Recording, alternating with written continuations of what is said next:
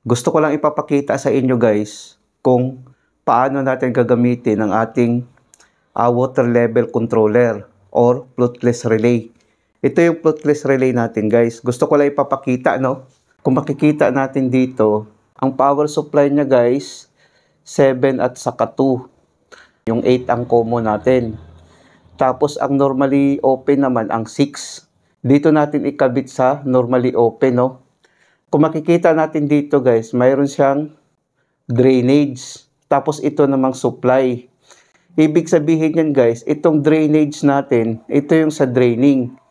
Ibig sabihin, ito yung sa underground water tank natin, no? Pag iset natin yan sa drainage, nakaganon siya, no?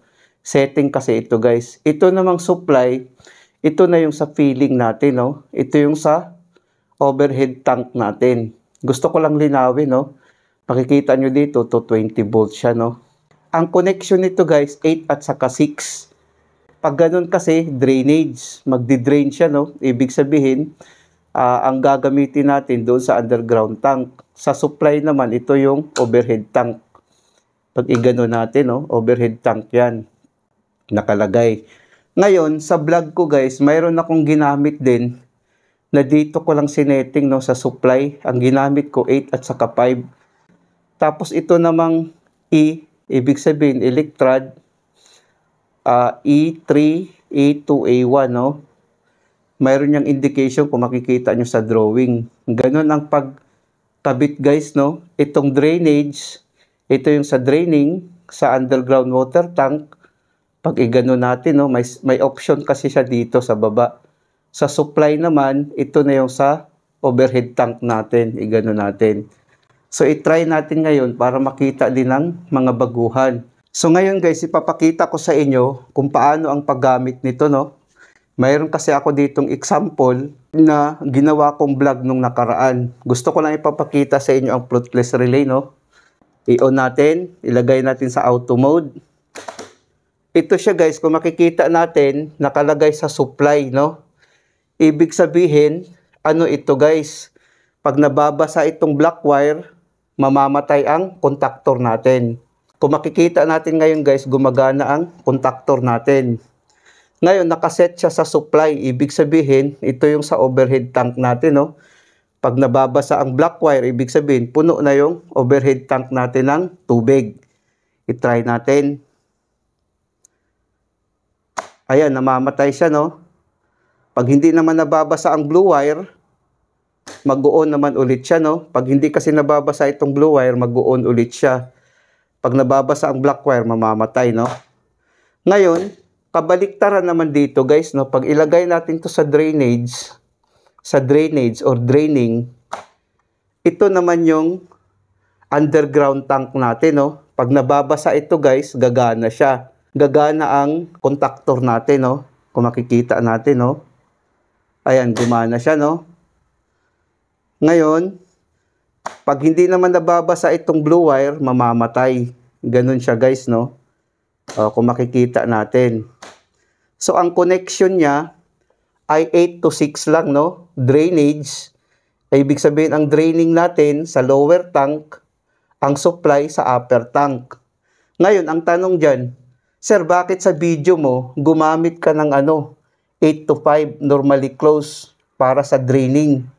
Pwede rin naman guys, kahit nakalagay dito sa supply, tapos yung connection mo lang ay ibahin, magdi-drain din. Kasi ito kasi yung common, ang 8, tapos ang 5, ang normally close, normally open naman ang 6. Halimbawa, kung gusto mo, dito lang tayo sa supply, wag na natin tong iset pa draining. Walang problema yan. Baliktarin mo lang yung connection mo, no? Ang connection mo, instead sa normally open, ilagay mo sa normally close. Pareho lang naman. Ito siya guys, naka-draining guys, no? Sa draining yan. Pag nababasa ang black wire, gagana ang magnetic contactor natin. Pag hindi, namamatay. Dito naman sa supply, sa draining, baliktad naman, no? Pag nababasa naman ito, namamatay. Tapos pag hindi ito nababasa, gumagana na naman. Kung makikita natin. Yun ang ibig sabihin guys, no?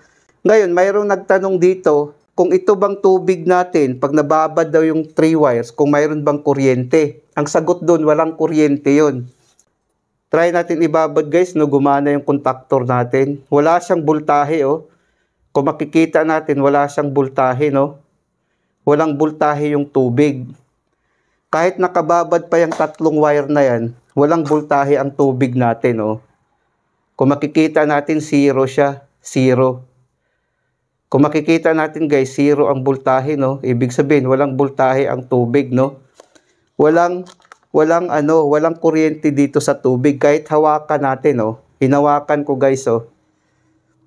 Kung makikita natin guys, hinawakan ko ang tubig, wala akong nararamdamang kuryente. Kung makikita natin guys, no? Hinawakan ko yung tubig, walang kuryente. Ibig sabihin, kahit gumana pa yung contactor natin, walang kuryente ang tubig. No? So, ibig sabihin, itong 3 wires, kahit nababad to, safe ito na walang kuryente ang tubig natin. Gusto ko lang ipapakita, no? Wala akong nararamdaman. Kung makikita natin guys, wala akong nararamdaman na kuryente. So, safe yan guys, walang kuryente ang tubig. Take note guys, itong drainage, ito na yung sa draining sa underground tank. Ang supply naman sa overhead tank natin. Sana guys nakapagbigay ito ng konting kaalaman sa mga baguhan. Maraming salamat sa inyo guys. Hanggang sa muli.